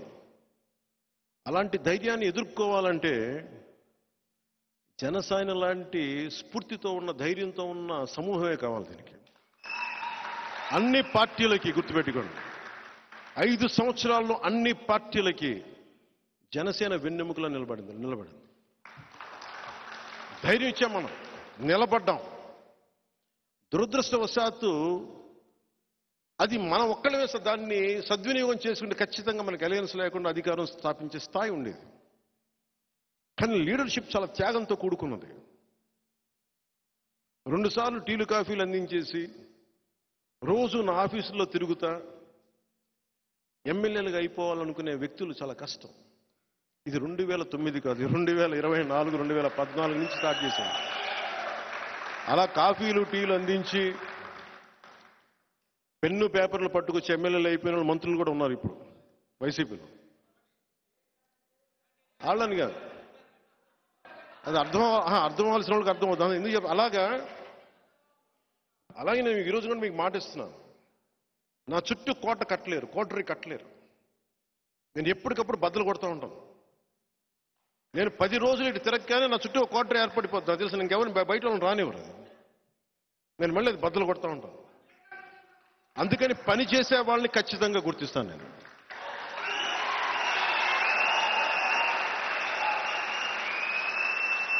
పని చెయ్యని వ్యక్తుల్ని గుర్తించకపోవడం అంటే ఏముండదు. కానీ నన్ను బ్లాక్మెయిల్ చేసే వాళ్ళని మటుకు నేను అస్సలు స్పేర్ చేయను. వాళ్ళకి అర్థం కావాల్సింది, నేను మెత్తగా వ్యక్తిని కాదు, మెత్తగా కనిపిస్తాను. నేను చాలా తెగించిన వ్యక్తిని. నేను మెత్తగా కనిపించినంత మాత్రాన, మెత్తగా మాట్లాడినంత మాత్రాన నన్ను కూర్చొని ఆడేసుకుందామంటే తర్వాత భవిష్యత్తులో నేను ఆడేసుకుంటాను మీ అందరితోటి. ఎందుకంటే ఇది మీరు నా మీద దాడి చేస్తే నేను పెద్ద పట్టించుకోను. నా బిడ్డ జనసేన, నా బిడ్డ గుండెల్లో పెంచాను దాన్ని. జనసేన మీద, జన సైనికుల మీద, వీర మహిళల మీద, నా వ్యవస్థ మీద, సమాజం మీద, దేశం మీద దాడి చేస్తే వాడిని ఎవడైనా ప్రత్యర్థిగాని శత్రువుగానే పరిగణిస్తాను. భవిష్యత్తులో అన్న ప్రతి మాటకి జాగ్రత్తగా వినండి. మాట టీవీల్లో చూస్తున్న వాళ్ళకి, ప్రత్యేకించి వైసీపీ గుంపుకి చెప్తున్నా,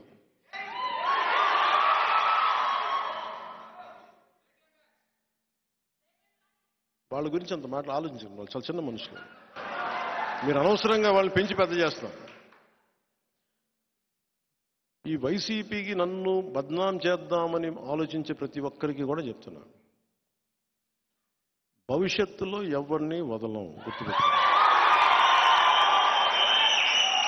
మీరు కాళ్ళ వేళ్ల మీద పడ్డా కూడా నాకు కనికరం రాదు. గుర్తుపెట్టుకోండి. ఎవరన్నా సరే నమ్మక ద్రోహం చేశారా, అస్సలు వదిలేదు. ఎందుకంటే నేను చేసేది యుద్ధం. ఇది ఎవరిని స్పేర్ చేయను. నేను చేసేది యుద్ధం. ఇది మన పార్టీలో ఉండి కోవట్లుగా వెళ్ళిపోతానంటే అలాగే 2019లో చాలా మంది యువ నాయకత్వానికి సీట్లు ఇచ్చాను నేను. బాగా పనిచేశారు. ఒక పంచకర్ల సందీప్ కానీ నిలబడ్డా,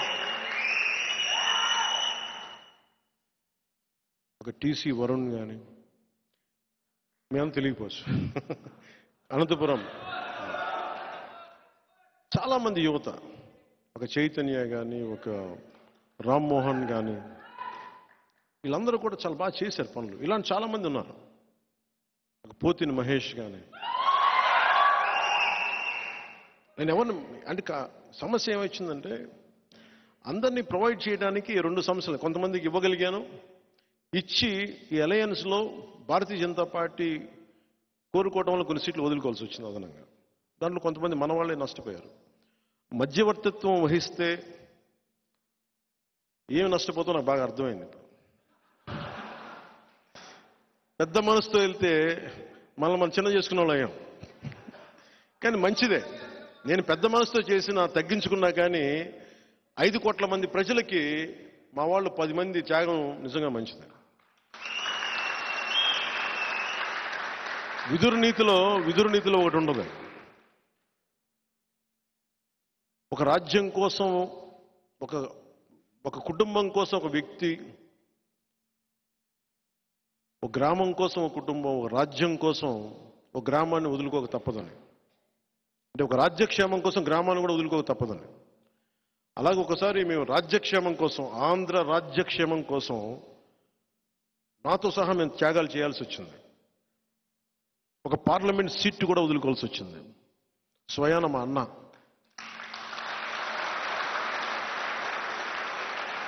మా నాగబాబు, నాకు హిస్టరీ పాఠాలు నేర్పించిన నా టీచర్, నాని పాల్కీవాల్ అనే గొప్ప లాయర్ని నాకు పరిచయం చేసిన వ్యక్తి, ఒకలా నా టీచర్. నాకు ఆయనకి మాట ఇచ్చి కూడా నేను ఈ పొత్తులో దాన్ని త్యాగం చేయక తప్పలా.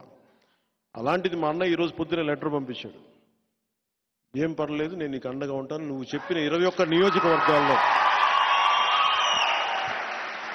అంటే నువ్వు చెప్పిన 21 నియోజకవర్గాల్లో మన అందరి అభ్యర్థుల కోసం కృషి చేస్తాను. నువ్వు ఎక్కడైతే అలయన్స్ పార్ట్నర్స్ ఉన్నారో ఎక్కడికి వెళ్ళమంటో అక్కడికి వెళ్ళి నేను పనిచేస్తానని మనస్ఫూర్తిగా మా అన్నయ్య నాగబాబు గారికి నన్ను అర్థం చేసుకున్నందుకు ప్రత్యేకంగా నా కృతజ్ఞతలు. ఇవి ఎందుకు చెప్తున్నానంటే, త్యాగాలు చేయకుండా ఎవరూ లేవు. వీటన్నిటి వెనక రాష్ట్రం బాగుండాలని ఒక ప్రయోజనం. కొంతమందికి వచ్చినాయి, కొంతమందికి రాలేదు. రేపొద్దున ప్రెస్ మీట్లు పెట్టి నన్ను తిడితే నేనేం బాధపడను. నేను మీ ఆవేదన అర్థం చేసుకోగలను. కానీ స్థాయికి మించి చేస్తే మటుకు క్రమశిక్షణ చర్యలు తప్పవు. ఎందుకంటే మీరు నన్ను వ్యక్తిగతంగా ఏదైనా తిట్టండి, పొత్తు ధర్మాన్ని మటుకు ఆ స్ఫూర్తిని చంపగలను. అలాంటి వ్యక్తులు ఎవరన్నా కూర్చొని ఉన్నా కానీ భవిష్యత్తులో కానీ సమీప భవిష్యత్తులో కానీ ఖచ్చితంగా క్రమశిక్షణ చర్యలు తీసుకుంటాను. దాన్ని దయచేసి అందరూ, ఎందుకంటే మా నాగబాబు గారి గురించి చెప్తున్నాను, ఆయనకి మాట ఇచ్చి కూడా నేను వెనక్కి వెళ్లాల్సి వచ్చింది. అలాగే నేను ఎక్కడి నుంచి పోటీ చేయాలి, ఎమ్మెల్యేనా ఎంపీనా అని.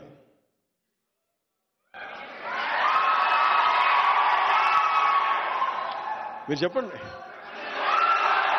ఒక నిమిషం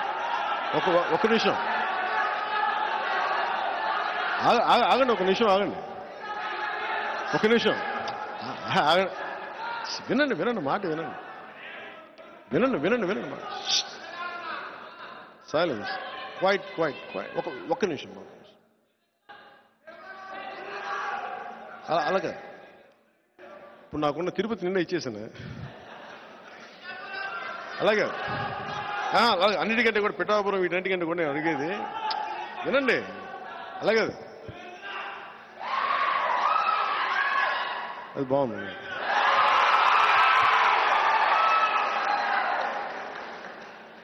ఇది నేను పోటీ చేద్దాం అనుకుంది ఎమ్మెల్యేగానా ఎంపీగానా అని అనుకున్నాను. సమస్య ఏముందంటే, చాలామంది పెద్దలు నన్ను కోరుకున్నారు మీరు రెండిట్లో పోటీ చేయమని. కానీ కన్ఫ్యూజన్ ఏముంటుందంటే, క్రాస్ ఓటింగ్ ఉంటుందా, నిలబడతామా లేదా, ఇవన్నీ ఉన్నాయి. అది ఎలా చేద్దాం ఏంటి అనేది ఇంకొద్ది రోజుల్లో ఒకటైతే ఖచ్చితంగా చెప్పగలను. నిన్న భీమవరం పులపర్తి ఆంజనేయులు గారికి ఇచ్చాను.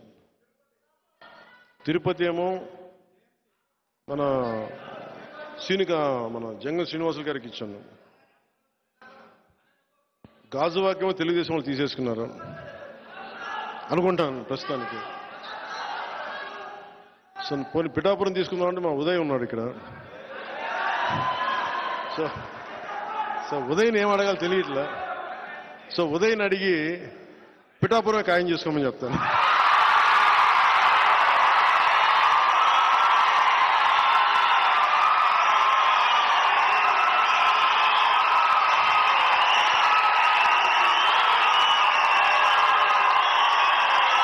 Thank you.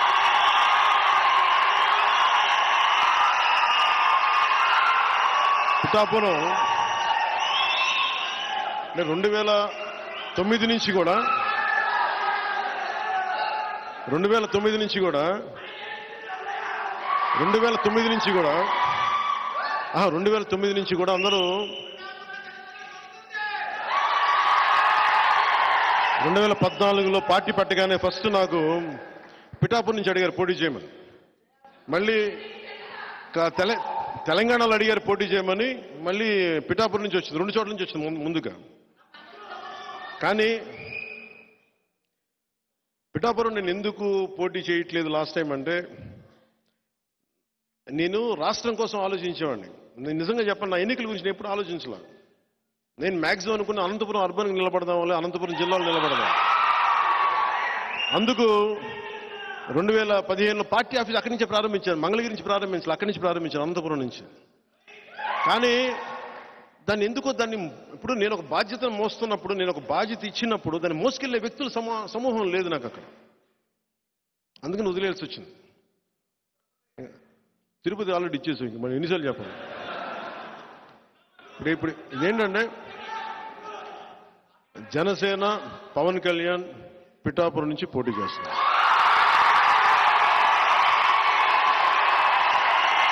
నా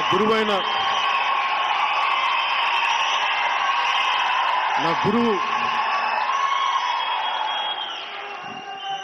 దత్తాత్రేయుల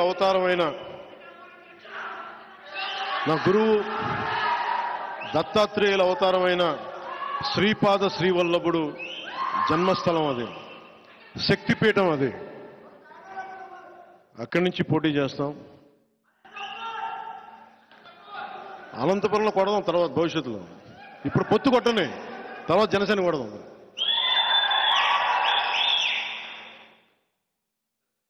ఎంపీగా పోటీ చేయాలా లేదా అనేది కొద్ది రోజుల్లో అంటే నాకేం అదే ఇవన్నీ ఎస్లు ఉన్నాయి, నోలు ఉన్నాయి. అది ఎట్లాగనేది నాకైతే మనసులో ఎమ్మెల్యే ఉంది.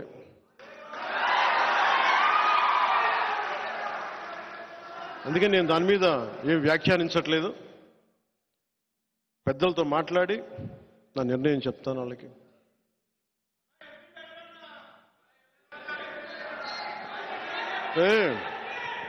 అంటే సీఎం అంటే సెంట్రల్ మినిస్టర్, ఆ మాట కోసమా మీరు?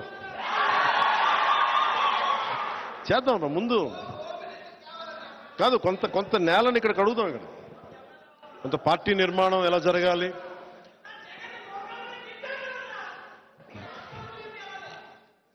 ఎక్కడికి అంటే ఇవన్నీ కూర్చోబెట్టుకొని ఇవన్నీ ఈసారి 21 స్థానాలకి పరిమితం అయిపోయినా కానీ, మొన్నదాకా 98% స్ట్రైకింగ్ రేట్ అని చెప్పా. ఇప్పుడు 100% కొట్టాలి.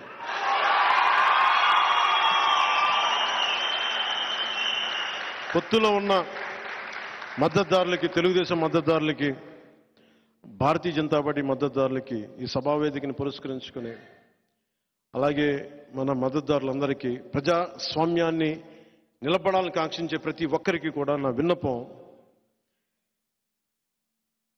ఈ ఎన్నికల్లో 21 సీట్లు మాకు సంపూర్ణమైన మెజారిటీ ఇవ్వండి. మాకు సంపూర్ణమైన మెజారిటీ ఇవ్వండి. ఎందుకంటే నేననేవాడిని పార్టీ పెట్టి నడిపితే ఇక్కడ దాకా పట్టుకొచ్చాం.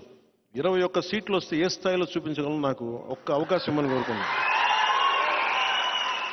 నేను జగన్ లాగా ఏమి పని చేయకుండా ఒక్క ఛాన్స్ అని అడగట్లే, జగన్ లాగా.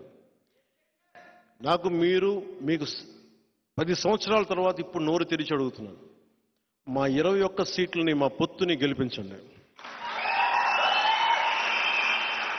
ప్రతి యువతీ యువకులకి, పెద్దలకి, పిన్నలకి, అందరికీ కూడా చేతులెత్తి, గుంతెత్తి, నోరెత్తి, చేయెత్తి అడుగుతున్నా, అభ్యర్థిస్తున్నా, మా పొత్తుని గెలిపించండి, జనసేనని గెలిపించండి.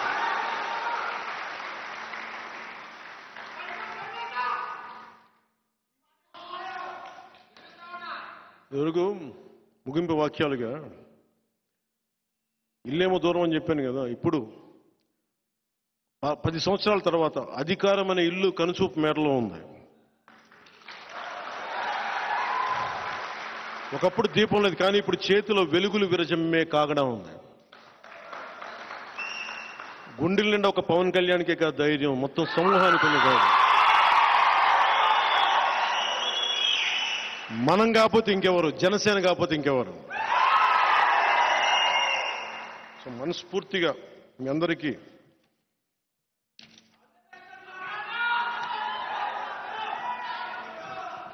నేను ముఖ్యం మీ నుంచి కోరుకునేది కూడా మీ మెసేజ్ తీసుకెళ్లాల్సిందే.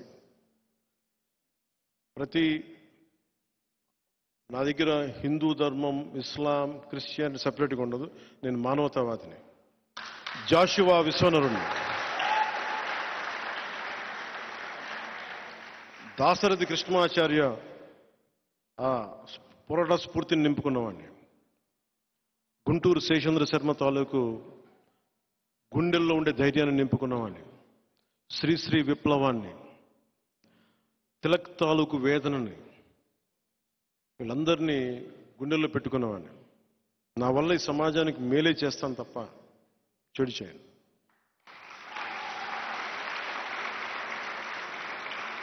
ప్రధానమంత్రి గారు కూడా నేను ఎంత నలిగానో నాకు తెలుసు. ఈ దశాబ్ద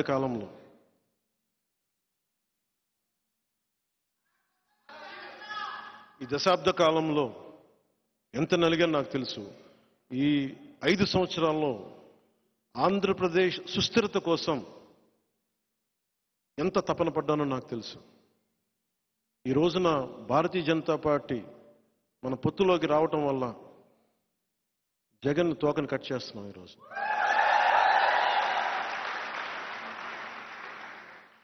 కాకపోతే ఇక్కడ దాకా తీసుకురావడానికి చాలా చాలా నలిగాం, చాలా చాలా ఇబ్బందులు పడ్డాం, త్యాగం చేశాం.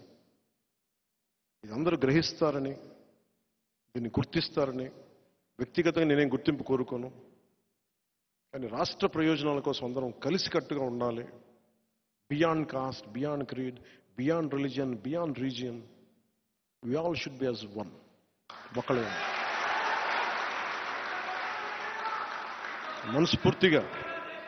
మనస్ఫూర్తిగా మీ అందరికీ, ఏ యువతకైతే ఉపాధి అవకాశాలు లేవో, ఏ మహిళలకైతే ఎంటర్ప్రెన్యూర్స్గా కావాలో, మధ్యతరగతి మహిళలు ఏం కోరుకుంటారో వారికి ఏం చేయాలి, స్కూల్కి వెళ్ళే ఆడబిడ్డలకి టాయిలెట్ సౌకర్యాల దగ్గర స్కూల్ సౌకర్యాలు కానీ, అన్ని కులస్తులకి అండగా ఉండేలాగా నేను ఎప్పుడు మీకు అందుబాటులో ఉంటాను. ప్రతి ఒక్కరికి చెప్తున్నాను. ఈ రోజున నేను జనవాణి కార్యక్రమం ఈరోజు అధికారంలో లేనప్పుడు ఈరోజు తిరిగాం. రేపొద్దున అధికారం వచ్చినప్పుడు కూడా ప్రతి నెల జనవాణి కార్యక్రమం పెడతాం. మా వాళ్ళు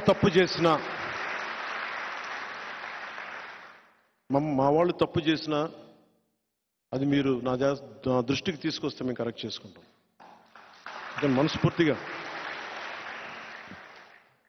ప్రతి ఒక్కరికి వచ్చిన మీ అందరికీ ప్రతి ఒక్కరికి ధన్యవాదాలు తెలుపుకుంటూ, ప్రత్యేకించి భవిష్యత్తులో వచ్చే సభలో చెప్తాను దివ్యాంగులకు సంబంధించి ఎలాంటి ఆలోచనలు ఉన్నాయి, రైతాంగానికి సంబంధించి ఎలాంటివి ఉన్నాయి, పెద్దలకి, అలాగే ఉద్యోగస్తులకి, టీచర్లకి, యువతకి, మహిళలకి, డ్వాక్రా మహిళలకి, అంగన్వాడీ టీచర్లకి, ఇలా అన్ని వర్గాలు. అలాగే మీరు మైనారిటీలు కాదు, మీరు మెజారిటీలు అని చెప్పి నేను అనుకుంటాను ముస్లింల గురించి. మైనారిటీ అనే పదం ఒకసారి మనల్ని ఇబ్బంది పెడతా ఉంటుంది. నాకు ఎప్పుడు మీరు నా గుండెల్లో మెజారిటీ మీరు. అలాగే క్రిస్టియానిటీ తీసుకున్న పాస్టర్ సోదరులందరికీ, ఇదే సభలో చాలా చేసిన అమలాపురం నుంచి వచ్చిన పాస్టర్ సోదరులకి అందరికీ కూడా నేను ఓట్ల కోసం ఎప్పుడు మిమ్మల్ని అడగను. మనస్ఫూర్తిగా నేను గౌరవించేవాడిని. నా భార్య కూడా క్రిస్టియన్, కానీ నేను దాన్ని దృష్టిలో పెట్టుకొని చెప్పట్లేదు. ఎందుకంటే నా అన్ని మతాల మీద గౌరవం ఉందని చెప్పడానికి చెప్తున్నాను. కానీ మనస్ఫూర్తిగా అందరూ బాగుండాలని కాంక్షించేవాడిని, కోరుకునేవాడిని. మీరు అండగా నిలబడతారని ఆకాంక్షిస్తూ, ఇదివరకు గెలిచినా ఓడినా మీ వెంటే ఉంటాను అని చెప్పేవాడిని.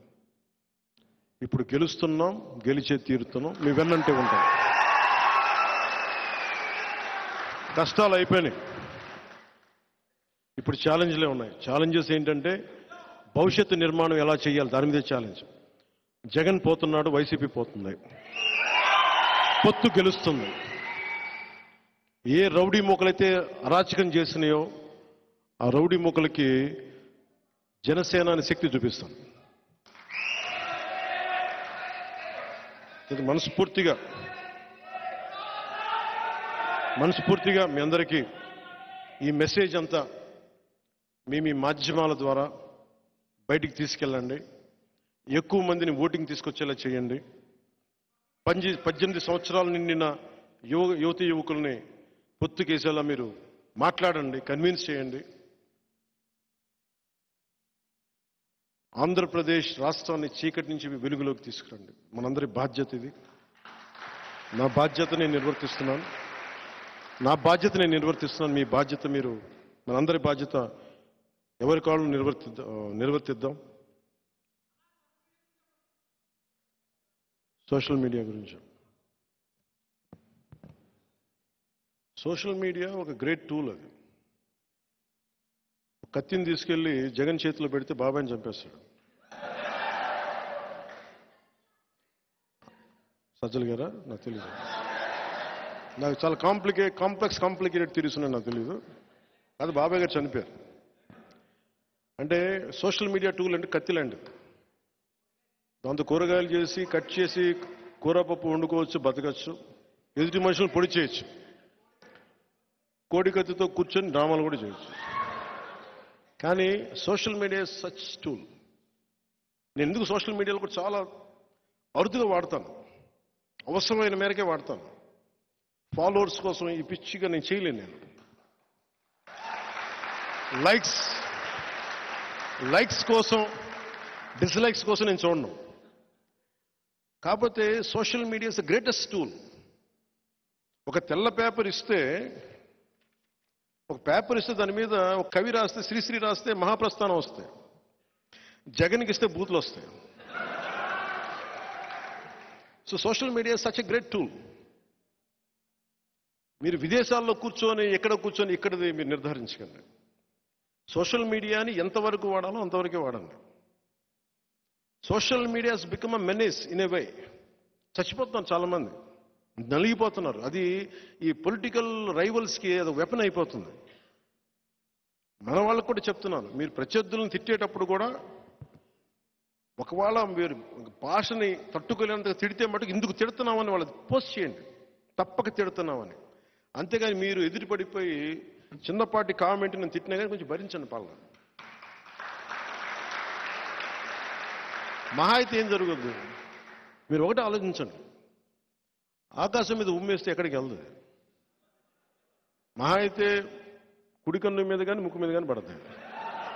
అంటే వాళ్ళు చేసిన దాన్ని బట్టి.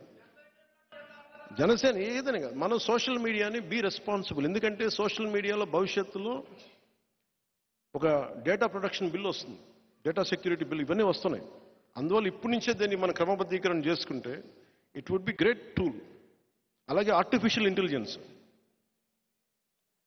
ఏఐలో పాపం ఎవరు ప్రధానమంత్రి గారు కూడా చెప్తున్నారు, ఆయన కూడా కూర్చోబెట్టి చేసే ఆ స్థాయిలో ఉన్నాయి. ఎవరో ముఖానికి తగిలించేసి ఇవి కూడా జరుగుతాయి. Artificial intelligence has become such a menace. ఇవన్నీ దృష్టిలో పెట్టుకొని, ఇవన్నీ ఎందుకంటే అంటే ఫాల్స్ ఇన్ఫర్మేషన్, డిస్ఇన్ఫర్మేషన్ చాలా ఎక్కువ ఉంటుంది. Misinformation, disinformation. దాంట్లో భాగంగా మీరు ఎవరన్నా సరే నన్ను తిట్టగానే వెంటనే మావాడు చేసినట్టు, మనమే పబ్లిసిటీ చేస్తున్నాం. మీరు చేయకండి, నిర్ధారించుకోండి. అలాగే మన మీదే కాదు, ఈవెన్ వైసీపీ మీద వచ్చినా కానీ ఇది వాస్తవం అవాస్తవమా కాదా నిర్ధారించుకోండి. ఎందుకంటే మనం దాన్ని భరించద్దు. దాన్ని తప్పైనప్పుడు మటుకు మొత్తం మీద పడిపోండి, అది తప్పులేదు. కానీ అనవసరంగా మనం కూడా దాన్ని పెంచి పెద్ద చేయకండి. చాలాసార్లు నా దృష్టికి వైసీపీ నాయకులు జగన్ గారి ఇంట్లో విషయాలనే చెప్తా ఉంటారు. వచ్చి ఇంట్లో విషయాలు చెప్తాను. నేను అడుగుతాను, ఫస్ట్ మీరు వాళ్ళ దగ్గర పనిచేస్తున్నారు, అది తప్పు అనిపిస్తుంది. నేను అలాంటి వాళ్ళు కలవనని చెప్తాను. ఇప్పటి నుంచి కదా, 2009 నుంచి నాకు తెలుసు.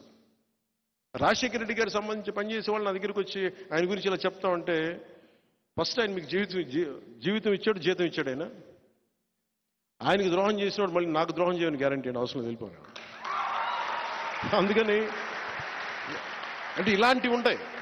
అందుకని మీరు ఇవన్నీ కూడా సోషల్ మీడియాలో let us be very very responsible. ఆ మోడస్ ఆపరేండియా లేదంటే కోడ్ ఆఫ్ కాండక్ట్ ప్రోగ్రామ్ ఏదో మీరు, నేను ఎన్ని రూల్స్ చెప్పినా కానీ పాటించేది మీరే. నేను నా రూల్ పాటిస్తాను. నేను ఫాల్స్ ఇన్ఫర్మేషన్, డిస్ఇన్ఫర్మేషన్, మిస్ఇన్ఫర్మేషన్ నేను పోస్ట్ చేయను. ఏదైతే చెప్పదలుచుకున్నానో ఎంతమంది అటాక్ చేసినా బలంగా ధైర్యంగా చెప్తాను. సో దీన్ని దృష్టిలో పెట్టుకొని use it is a great tool. మీ అందరికీ సంబంధించి let us have one Janasena umbrella. ఇది శతఘ్ని అనేది ఒక జనసేన అంబ్రిల్లా. దీంట్లో జనసేన మెంబర్షిప్ ఉన్నా లేదా నాకు అనవసరం. ప్రజాస్వామ్యాన్ని ఆకాంక్షించే ప్రతి ఒక్కరు దీంట్లో భాగస్వాములే. సో మీరందరూ శతఘ్ని కింద వస్తాను మనస్ఫూర్తిగా తెలియజేసుకుని నాకు ఈ ఆపర్చునిటీ ఇచ్చిన మీ అందరికీ కూడా ధన్యవాదాలు తెలుపుకుంటూ, ఏ దేశమేగిన ఎందుకు కాలిన పొగడరాని తల్లి భూమి భారతిని అంటాం. అలాంటి భూమాతకి, అలాంటి భరతమాతకి ధన్యవాదాలు తెలుపుకుంటూ నేషనల్ యాంథమ్ని ఒకసారి పెడదాం. అందులో దయచేసి నుంచో.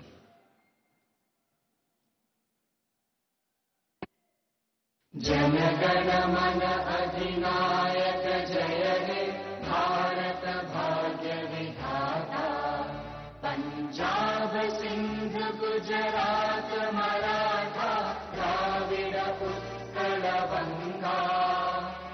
विंध्य हिमाचल यमुना गंगा उच्चल जलधि तरंगा।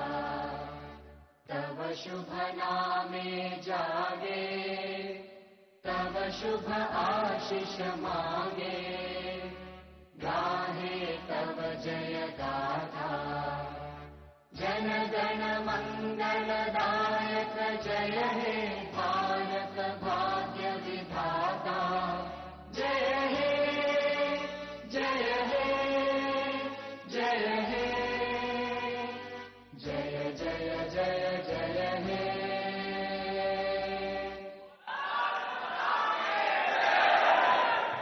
भारत माता की जय हिंद।